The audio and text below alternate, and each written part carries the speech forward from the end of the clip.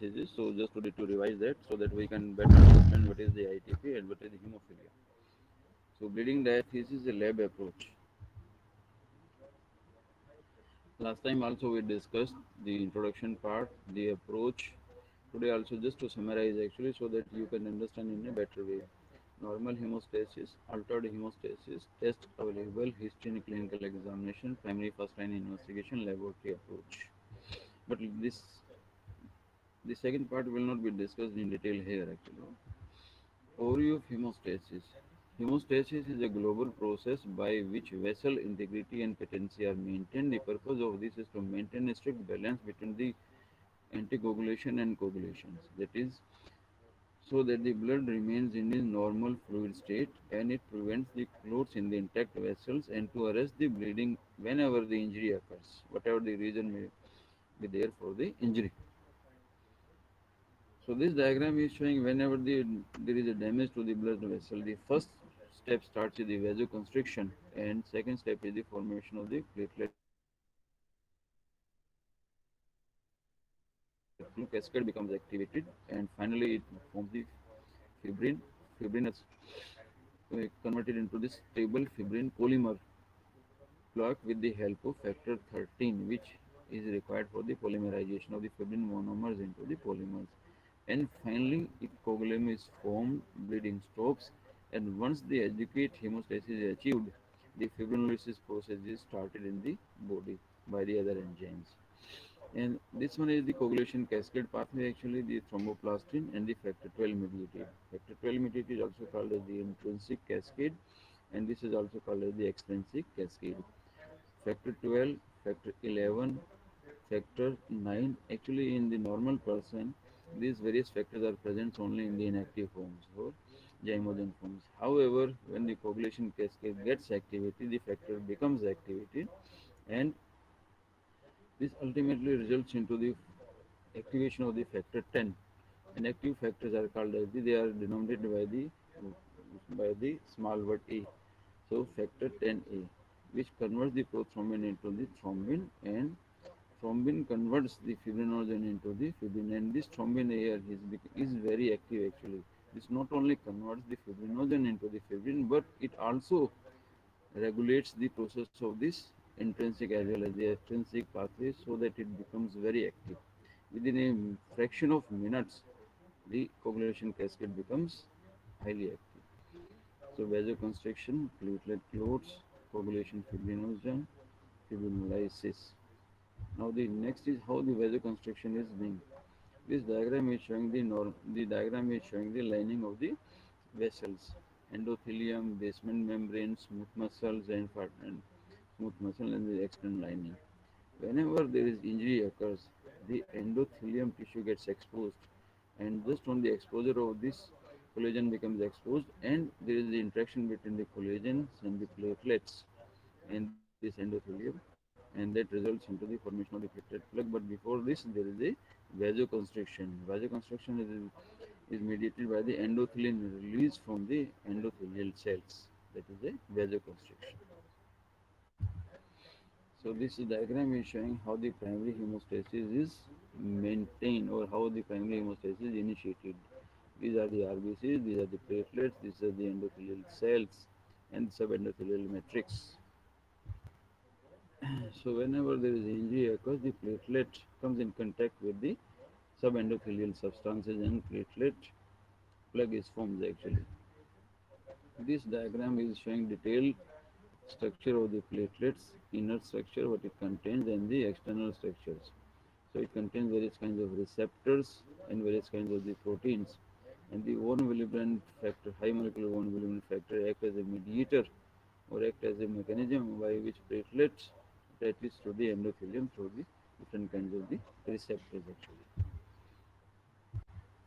So the process is tethering, then activation in stable, adhesions, stable plaque, then monolayer formations, and the ultimately the platelet plug is formed. So many molecules are involved in the formation of the platelet plug, ranging from the fibrinogen, ranging from the glycoprotein 3 A receptors, high molecular weight, von Willebrand factors. And if you remember this If we are going to inhibit by this or this by any mechanisms, that will result into the increased bleeding tendency. So glycoprotein 2b3 receptor antagonists are actually act as a anti-platelet kind of drugs. Fibrinogens. Fibrinogen is particularly depleted in patients of DIC. So this is the platelet mediated and the vasoconstriction of the vessels is called as primary hemostasis, which is the first step whenever injury to the blood vessels occur. Whereas the secondary hemostasis is mediated by the coagulation cascade, that is extrinsic pathway and the intrinsic pathway. This is the intrinsic pathway, and the intrinsic pathway is monitored in our body by the APTT.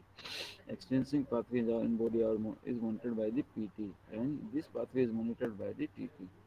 So whenever we come across any patients of the having abnormal bleeding, bleeding is defined as abnormal, which occurs in a patients either on the trivial trauma or spontaneous in nature, or that is which is out of proportion to the injury, that is called as the abnormal bleeding. So these are the usually two tests we advise to the patients, of course, after the thorough examination, because on the examination also we can have some idea which factor appears to be responsible for bleeding in such patients. However, if we don't have any clue, then we usually advise the PT and APTT. If APTT is prolonged, this will suggest that this problem is in intrinsic pathway. If PT is prolonged, that will suggest problem in the external pathway. If both are prolonged, that means both external and internal pathways are involved. And if only is prolonged, that indicates there is a problem in this. So this diagram is showing just how the extrinsic pathway becomes activated. Actually, factor 7E, and the extrinsic kinase. Then intrinsic kinase, that is factor 12, factor 11, factor 9, then factor 8, and then ultimately they activate the factor 10. So common pathway is mediated by the factor 10A, which converts the prothrombin into the thrombin, and thrombin converts into the fibrinogen into fibrin monomers, and fibrin monomers are converted into the fibrin polymers. So these are actually the fibrin polymers.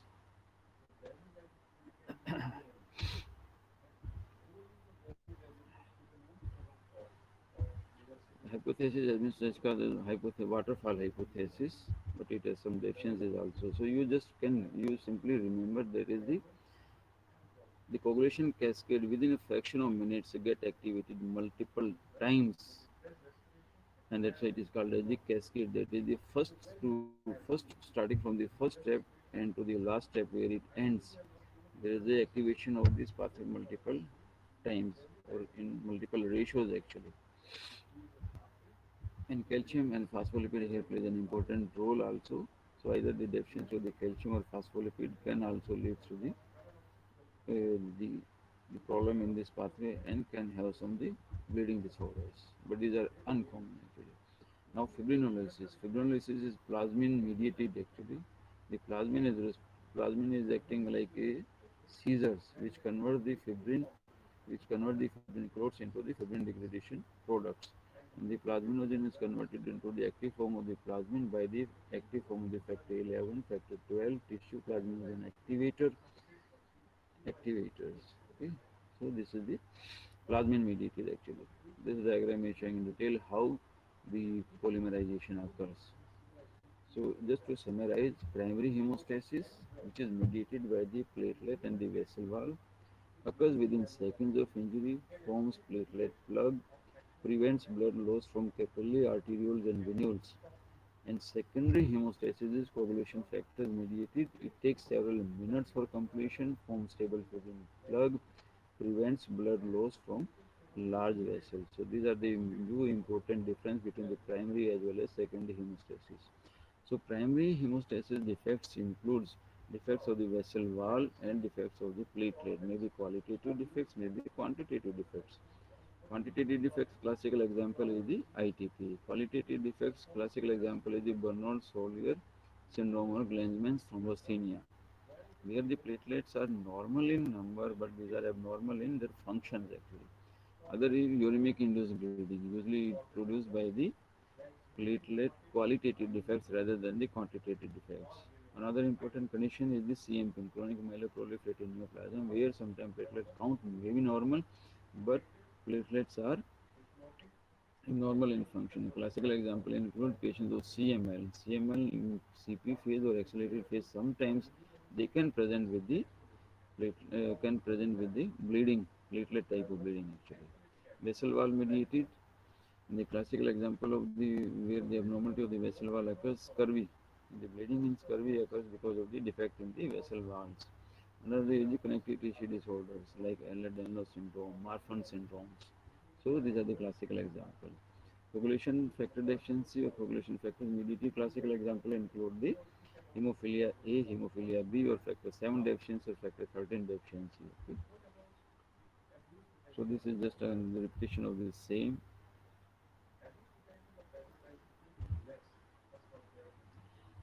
Platelet quantitative defects. So we will discuss the quantitative defects of the platelets. These are the differences, main difference between the clotting disorders and the thrombocytopenic disorders, which we should know at least. In clotting disorders, usually there is a hereditary or family history is present, where in thrombocytopenic disorders it is not there, but thromboasthenic disorders family history may be there. Onset of bleeding usually it occurs after some time of the injury, that is, there is a lag period between the onset of bleeding and the injury sustained, whereas usually in thrombocytopenic disorders, bleeding usually occurs immediately after the trauma. Type of bleeding usually deep hematoma or the joints or muscles in the clotting disorders, whereas in case of speaker on है ना इसका speaker on है ना जा रही है ना हाँ फिर ठीक है स्किन और mucocutaneous platelet count as names platelet count clotting disorder is usually normal. In case of thrombocytopenic disorder, it is reduced. And PT and APTT will be abnormal either alone or in combination in case of clotting disorders, and whereas in thrombocytopenic disorders, this PT and APTT will be normal. However, there is a condition called as DIC, in which all the three parameters will be abnormal, that is PT, APTT, and the platelet count also. That will be abnormal. Another condition where it can be abnormal is a chronic liver disease. But in chronic liver disease patient, most of the time it is the PT and APTT which is prolonged rather than the thrombocytopenia. So with this background now, today we will discuss what is ITP, because this is one of the common thrombocytopenic disorders. ITP usually stands for the idiopathic thrombocytopenic purpura to begin with its definition, but now the idiopathic term has been replaced by the immune-mediated thrombocytopenic purpura. So ITP nowadays means immune thrombocytopenic purpura. Thrombocytopenia in the absence of other red cell abnormalities, that is the RBC are normal, WBC are normal, peripheral smear is also normal for the RBCs and WBC. There is no change except in patients of chronic ITP with bleeding, where there may be picture of microstic hypochromic type of anemia will be there, and the RBC will be on the lower side, hemoglobin will be lower side. No clinically apparent conditions or medications that can account for the thrombocytopenia. That is also that has to be excluded. Statistics of the ITP, the incidence is there 22 millions per year in one study. Prevalence is greater as often chronic, and these are the few studies which are showing the prevalence. So on an average, you can say 10 cases per 1 lakh, and usually it is female predominant. It is female predominant conditions. Ratio is 1.9 to 1 is to 2 is to 1. This diagram is again showing the female preponderance. Etiology of ITP. ITP can occur in children, that is pediatric ITP, can occur in elders, that's adult ITP. Usually the onset is usually after infection, most of the time viral infection, but sometimes unknown infections. Theories, they are saying the antibody, there is a cross reactivity, just like in patients of rheumatic fever, where there is a cross reactivity between the antigens and antibodies. So same theory is applicable here in the patients of ITP. That is the cross reactivity. But in case of rheumatic fever, the bacteria are responsible. But in case of the ITP, usually the viruses are more responsible. And still, the at many In many cases, we are not able to identify the which virus is responsible, but definitely there is a history of fever in majority of the cases. In bacteria, bacterial lipopolysaccharides and sometimes H. pylori, particularly in the refractory or resistance case of ITP, there is a role of H. pylori. Adults, autoantibodies are there.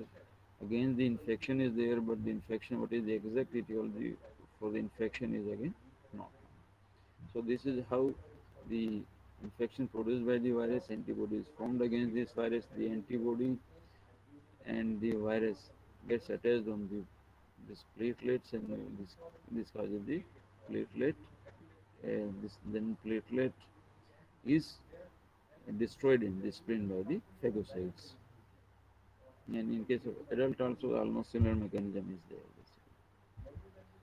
Clinical manifestations, it may be acute or maybe the insidious onset when it is a slow onset, that is usually characterized by the mucocutaneous bleeding which occurs in the form of petechiae, purpura or ecchymotic spots. Ecchymotic when the large patches are there. Epistaxis and the gum bleeding on in female, many female present only with menorrhagia. So first investigation in such patients, when we are encountering any of the such patients, particularly when combination of two signs or two symptoms or one sign and one symptom is there, always advise the CBC with platelet count. GI bleed, CNS bleed is rare in such cases, but can occur. It is not.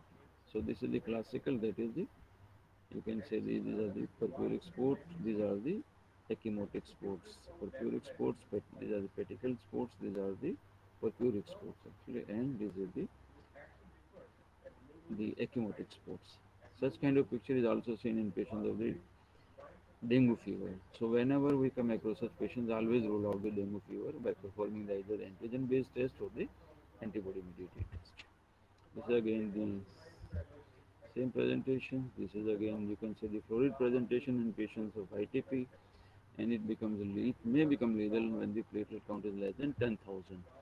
Bleeding occurs when the platelets count is less than 50,000. Above 50,000, usually bleeding is not there. Normal platelet count we take as 1.5 to 4.5, and some it is mentioned at 4 also. So 1.5 to 4 to 4.5 is taken as a normal platelet count. Diagnosis, just like the aplastic anemia, which is diagnosis of exclusion, so ITP is also the diagnosis of exclusion. That is, we have to rule out the other common causes. Lab error. What is lab error? Lab error is sometimes what happens when we send the samples in the EDTA, particularly the EDTA induced clumping of the platelets, and because of the induced clumping of the platelets, the cell counter is not able to exactly find out the number, so it gives you the reduced number of the platelet. However, when we perform the same procedure in secreted sample or direct directly examining the smear on the freshly prepared fingerprint direct smear, then the platelet count will be normal. So pseudothrombocytopenia, this is called as, we should rule out the pseudothrombocytopenia, but this should be suspected particularly when patient is asymptomatic. However, the platelet count is reduced on the uh, reduced in the CBC. Drug or medication interaction, this is very important. Infections, particularly HIV and hepatitis C, because like hepatitis C or HIV induced thrombocytopenia usually will respond to the treatment of HIV and the hepatitis C. Thyroid and autoimmune diseases, particularly like SLE. And the SLE should be suspected in the patient when patient is young females with the other manifestations involving the joints or the renal involvement, and particularly when the disease is relapsing and remitting. Destructive or conservative process called as like TTP, HUS, and one more condition, that is DICR. So this is a destructive conservative process. Bone marrow disorders like leukemia and MDS, but in leukemia actually usually other two cells are lines are also involved, is also involved. Rarely isolated thrombocytopenia is seen in leukemic patients. MDS of course can present with the refractory isolated thrombocytopenia, but it's only in less than 5% of cases, because the refractive anemia is much more common presentation in the MDS patients rather than the thrombocytopenia alone. So this is the peripheral smear showing the platelet count. These are the RBC. These are the platelets which are seen. So this is the normal. This is WBC, minimum platelets. And here ITP rarely we see any platelet. This is only single platelet visible. And this is the classical example of pseudothrombocytopenia when the platelet are clumped because of EDTA induced agglutinations. So clumping. So to do marrow or not to do marrow, and that's important. Ideally, in all patients, we should do the marrow. But if the patient is 60 years or older, or not responding to conventional treatment, or the clinical picture is unclear, or patient is having any evidence of lymphadenopathy or organomegaly or renal tenderness, always perform the bone marrow to rule out the other reasons for the thrombocytopenia. So bone marrow biopsy, this is a classical in patients of ITP where there is a reactive marrow generation resulting into the increased megakaryocytes, both immature as well as the mature form the megakaryocytes are increased. That is a classical picture seen in the bone marrow aspiration and biopsy in patients of patients of ITP. If these megakaryocytes count is very low, then this is called then this is classically seen in patients of hyperplastic marrow or aplastic anemia. Then it is not ITP actually basically. It is not ITP. Antiplatelet antibody test. As we already discussed, the platelet destruction is mediated by the antibody against the platelet. But there are a large number of the antibodies which has not been characterized, and there is no direct relation between the quantity of the antibody and the thrombocytopenia. So actually, these tests are not recommended for the diagnosis actually. Now, management of ITP in adults. Emergency versus chronic treatment. What is the goal? This is important. The goal here is to prevent the bleeding and not cure.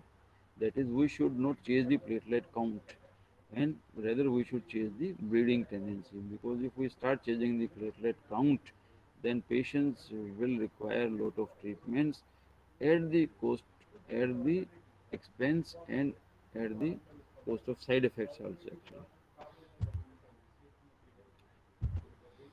So general principle of therapy, major bleeding is rare if platelet count is more than 10,000. However, it will occur if the platelet count is less than 10,000 in the absence of fever and less than 20,000 with presence of fever.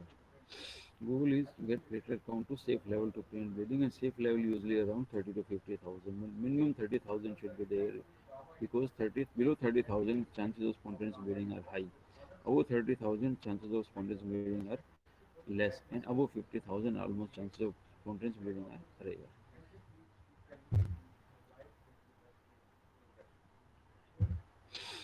When we're planning for the therapy, tailor the therapy designed to treat to the individual patients. Way bleeding versus therapy risk. This is very important.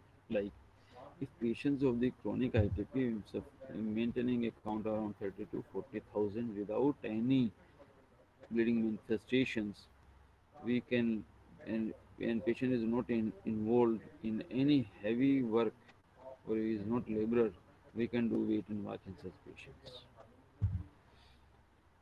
Initial therapy, there are usually this is the treatment of chest for the induction. These are the IV immunoglobulins or anti-D or methylprednisolones.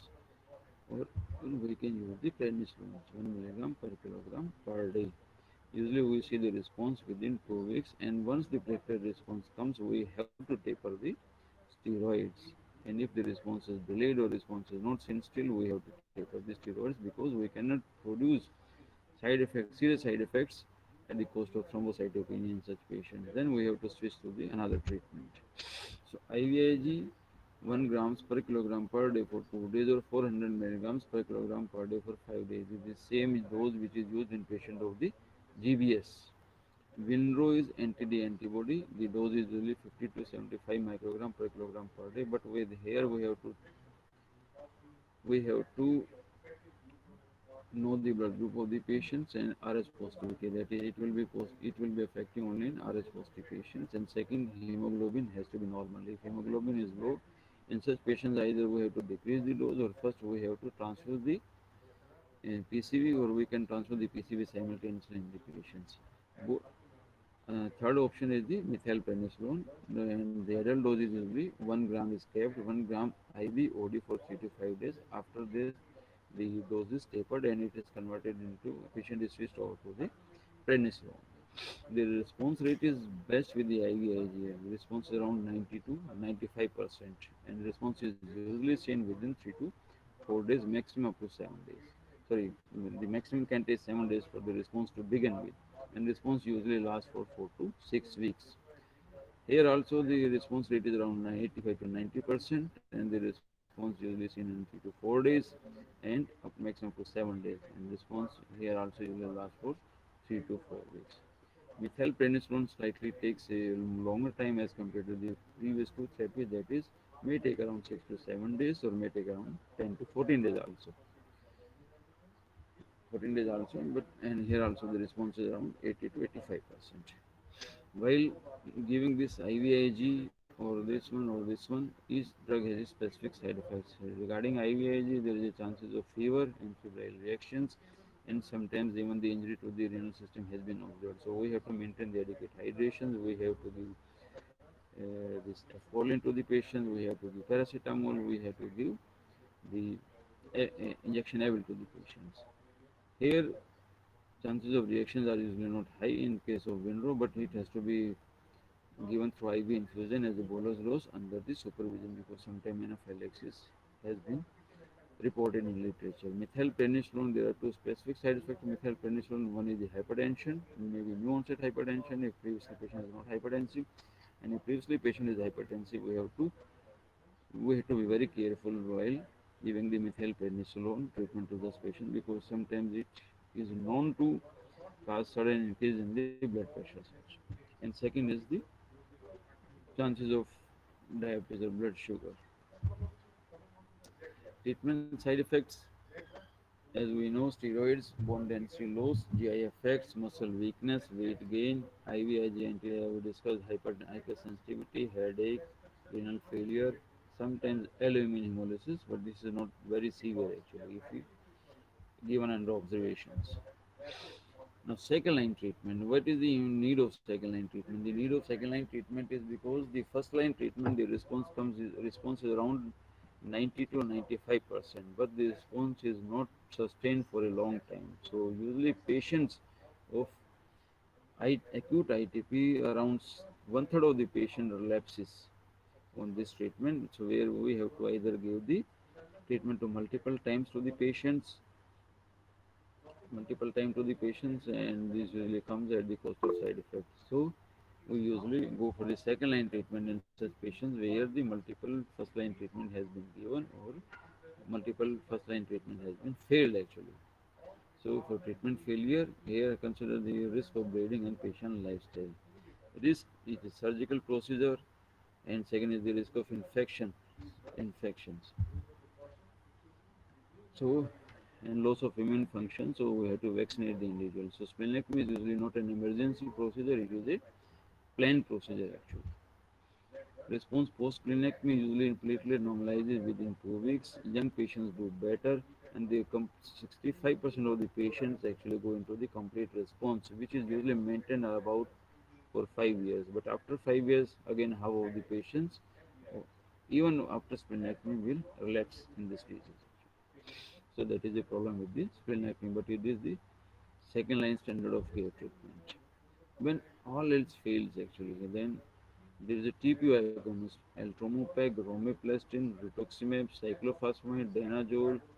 We have to rule out associated splenectomy, H. pylori eradication in resistance cases.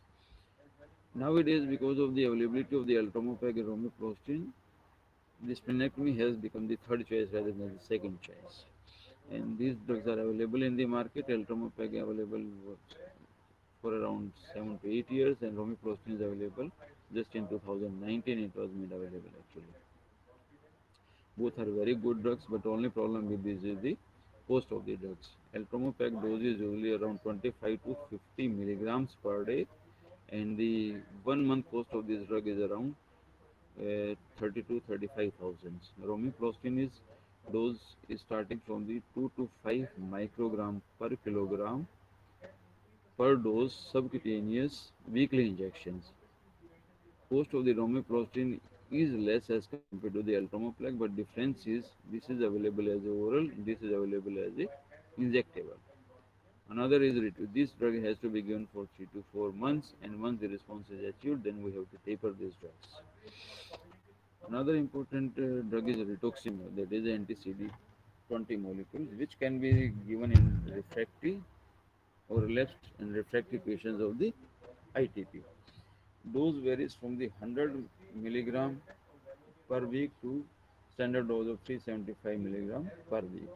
But here, with the second line of treatment, except this TPO agonist and the rituximab, the other treatment like cyclophosphamide, danazole, then H. pylorication, these are actually the response is less with these drugs. But these drugs are used when every you can say drugs fails. So just to summarize, treatment algorithm, ITP patients requiring treatment, first line therapies, decide between these corticosteroids, IVIG, NTD, depending upon the patient's preference and your preference and availability. No response requires high dose or relapse after corticosteroid. Choose a second line treatment based on the following factors like restriction on use of TPO, rituximab, or by the health funding agency or patient is not able to afford, then we have to go for splenectomy. If patient is able to afford or there is a contraindication to splenectomy, go to these drugs. Patient will show response. If still patient is not showing response, then of course the another you can say the treatment options. But once the two line of treatment fails, actually the response usually becomes poor in such patients. So with this, we have finished the ITP, and in the next class we will discuss about the hemophilia. And now you can mark your attendance, and if you have any query, you can either email me or you can put in the chat box.